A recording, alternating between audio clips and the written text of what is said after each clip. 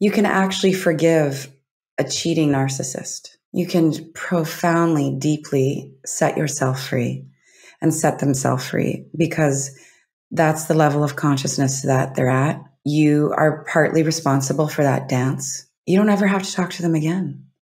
But just like in the grand scheme of things, of billions of us on the planet, of us learning our lessons, most of us can forgive even what we think is unforgivable. And then if you can't, that's cool too. Forgive that you can't forgive. It's not your thing this lifetime. Like, my experience of forgiveness is, well, I think it's why we're here. I think it's why all this shit is going down on the planet.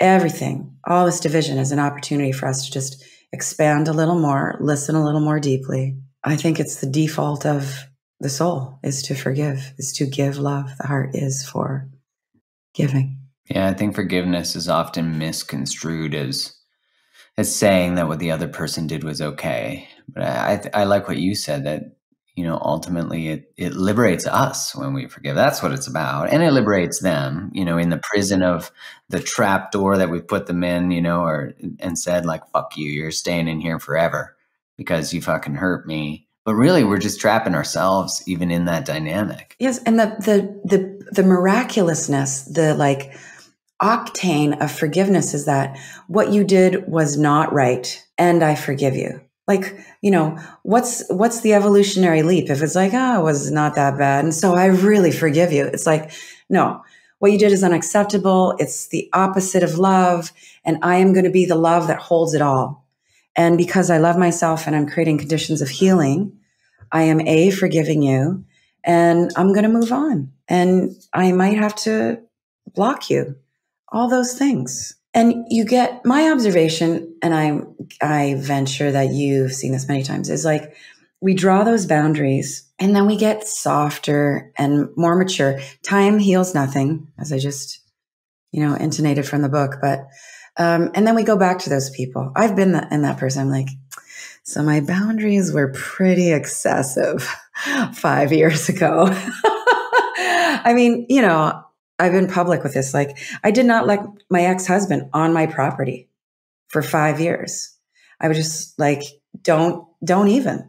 And I had to creep up to that. And it's like, stop coming in the house. We're getting divorced. And it was like, every time you come to the porch, like the adrenaline rush is so intense for me. I need this to not happen. So like, maybe you haven't been hearing me, but do that. And then I went back years later and was like, okay, that was a bit excessive. But I thought it was what I needed to do at the time. And I will be better now. Yeah, to know how to communicate the hurt, to know how to express the thing that's, in the nervous system response as they approach the porch or whatever it is. It's like when we're in those dynamics, as you mentioned, with like a narcissist.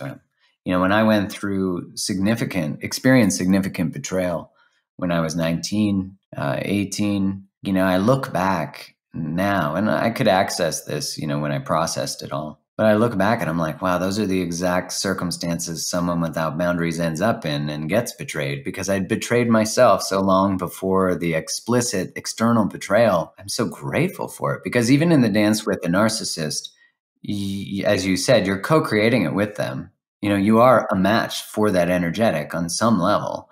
And so what a thing to be liberated from, to finally be like, holy shit, I dance in that vibration and that experience. And I say yes to those things.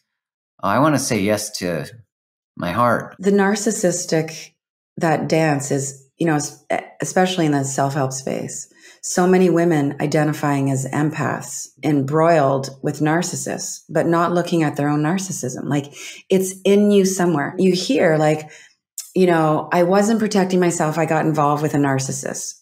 Okay, that's some self-awareness for sure. Like, you have an old pattern, and so you're kind of doing the self-abusive thing.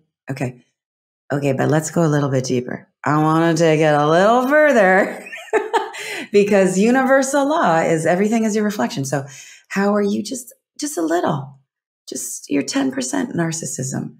Because if you are committed to love, to impeccability, to mental clarity, then you have to look at those seed frequencies. And it's really not okay for you to be a little bit narcissistic and have that be unchecked. I mean, everybody's a little bit narcissistic. everything is okay. You got to embrace all fragments of yourself. But to say someone is all that and I am none of that, that's not how it works. Well, I know Francis Weller talks about how even our experience of being victimized has a narcissism to it, and I've always resonated with that idea that it's what actually separates us from other too. But this idea that like no one's hurt like me, no one's felt like me. And I think in a culture, through cancel culture just being one aspect of it, that really empowers the experience of the victim, which is important obviously in the spectrum of things. But if we gain our significance through presenting as being victimized, we'll seek aspects of being victimized in order to gain significance and power. I think it's an interesting dance of, it's easy to get trapped in. Like when I got cheated on when I was younger, I was holding the flag of like, can you believe what she did to me?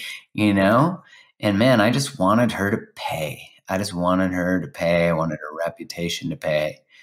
I was so young. I just wanted someone to hurt as much as I did. But again, I became the thing I was detesting, which, in hindsight is really hard to see when we look back.